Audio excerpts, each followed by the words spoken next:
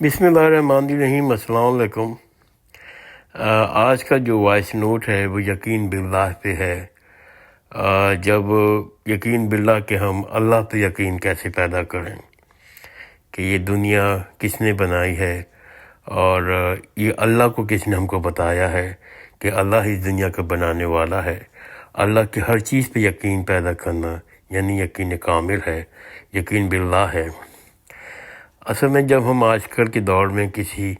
اچھے عالم دین کو دیکھتے ہیں یا اپنے پرانے بزرگوں کو دیکھتے ہیں تو ان میں ہمیں یقین کامل نظر آتا ہے۔ ان کی قرآن سے محبت اور اس بات پہ یقین کہ اللہ ہی نے قرآن ہمیں رہنمائی کے لیے دیا ہے۔ اب سوال یہ ہے کہ ہم ایسا ایمان یقین کیسے پیدا کریں، ایسے ایمان کامل کیسے پیدا کریں اپنی زندگی کے اندر، اپنی سوچوں کے اندر، اپنے عمل کے اندر۔ میں نے بہت سے لوگوں کی کتابیں پڑھی لاسٹ 10 سال میں، کچھ عالم دین کی زندگی پہ روشنی ڈالی، خاص طور پر اپنے والد صاحب کی زندگی کو بہت قریب سے دیکھا، تو میں اس نتیجے پہ پہنچا کہ یقین باللہ کو حاصل کرنے کے لیے، اس پر پورا کامل یقین حاصل کرنے کے لیے، اس پر ہمیں 2 حصوں پہ تقسیم کرنا ہوگا۔ اپنی سوچوں میں 2 حصے بنانے ہوں گے، ایک حصہ، اور ان دونوں حصوں کو الگ الگ رکھنا ہوگا، الگ الگ سوچنا ہوگا۔ یہ بات کہ میرا خالق ہے، اس بات کو سمجھنے کے لیے نہ کسی قرآن کی ضرورت ہے، نہ کسی حدیث کی ضرورت ہے، بلکہ اس کے لیے صرف ہم کو عقل کی ضرورت ہے۔ میں آس پاس کی چیزوں کو مشاہدہ کرتا ہوں، یہ زمین، آسمان، چرند پرند، انسان، جانور، یہ چیز اس بات کی گواہی دیتے ہیں کہ ان سب کو بنانے والا کوئی ہوگا، ان سب کا کوئی خالق ہوگا۔ یہ ہمارے شعور میں ایک بات اچھی طرح سے ڈال دی گئی ہے کہ اگر اثر ہے تو مؤثر ہوگا، اگر فعل ہے تو کوئی فاعل ہوگا، لکل فعل فاعل۔ تو یہ عقلی بات ہے جس سے کوئی انکار نہیں کر سکتا کہ اگر کوئی اثر ہے تو مؤثر ہوگا، اگر کوئی فعل ہے تو کوئی فاعل ہوگا۔ لہذا خلق میرا مشاہدہ ہے، اور یہ دنیا، یہ چیز، یہ چرند پرند، یہ میرا مشاہدہ ہے، اور خلق تقاضا کرتی ہے کہ کوئی خالق بھی ہوگا۔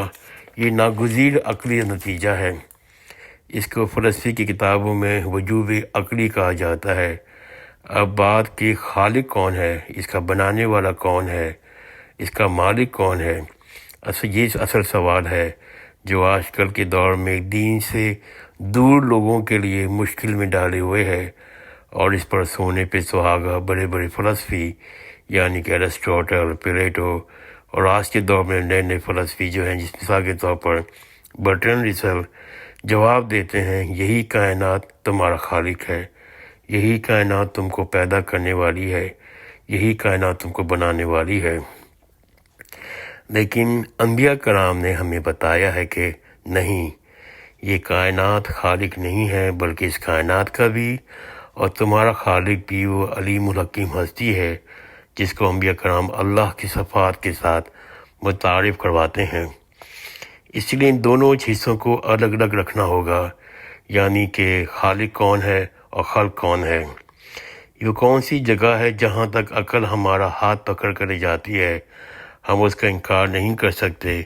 ہمارا سارا علم اسی پر مبنی ہے۔ اس وجہ سے لکل فعل فاعل تو ایک موسم حقیقت ہے کہ اگر کوئی فعل ہے تو کوئی فاعل ہوگا، اس سے انحراف نہیں ہو سکتا۔ اللہ تعالیٰ کا تعارف پیغمبروں نے کروایا ہے، یعنی اللہ تعالیٰ نے ہی اللہ تعالیٰ کو ہم نے نہیں دیکھا، نہ ہی ہم اللہ کو دریافت کر سکتے تھے، وہ ہم کو پیغمبروں نے بتایا۔ جس کو تم خالق کہتے ہو، جس کو تمہارا خالق ہونا چاہیے، وہ ہستی ان صفات کے حامل ہے۔ اس کی سنن یہ ہے کہ یہ تعارف اللہ تعالیٰ نے کروایا ہے اپنے پیغمبروں کے ذریعے سے۔ اب ہمارے پاس اس تعارف کی مستند ترین کتاب قرآن مجید ہے، اس لیے یقین کامل کے سارے مراحل حاصل کرنے کے لیے اب ایک ہی راستہ ہے کہ ہم قرآن سے جس حد تک اپنا تعلق پیدا کر سکتے ہیں ہم کریں، ہم کو کرنا چاہیے، علم کے لیے بھی، دانش کے لیے بھی، حکمت کے لیے بھی، اپنے آپ کو پہچاننے کے لیے بھی، آپ کے اندر جو شک و شبہات پیدا ہوتے ہیں آج کے دور میں، جو خاص طور پر یہ نئے نئے فلسفی، نئے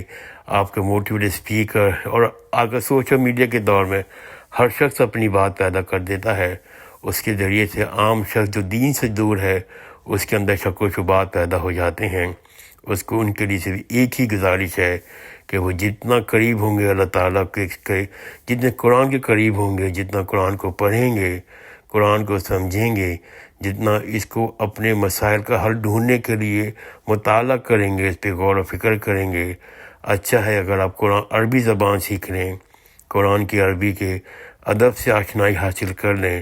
تو اتنا ہی زیادہ آپ کا اللہ پہ یقین بڑھتا چلا جائے گا، اتنا ہی آپ کا اللہ پہ یقین ہوگا، اس سے اللہ آپ کا علم میں اضافہ کرے گا، آپ کا دماغ کو کشادہ کر دے گا، آپ کو وہ علم سکھائے گا جس کی چاشنی سے ابھی آپ متعارف نہیں ہیں، جس کی لذت سے، جس کے مزے سے آپ نے چکھا ہی نہیں ہے۔ تو پہلے مرحلے کی حد تک آپ قرآن مجید کی کتاب ہے، اس کا وہ دیا ہوا فیصلہ مانے بغیر کچھ چارہ نہیں، تو توحید دلائل پر بیان ہو سکتا ہے، لیکن جو تعین، جو منازل آپ حاصل کرنا چاہتے ہیں یقین باللہ کے اوپر، اللہ کے اوپر یقین کے لیے، تو وہ آپ کو ملے گا اگر آپ قرآن مجید کو یکسوئی کے ساتھ تعلق پیدا کریں، اس کو سیکھیں، اس کو سمجھیں، اس کا مطالعہ کریں، اس پر غور و فکر کریں۔ جزاک اللہ خیر، خدا حافظ۔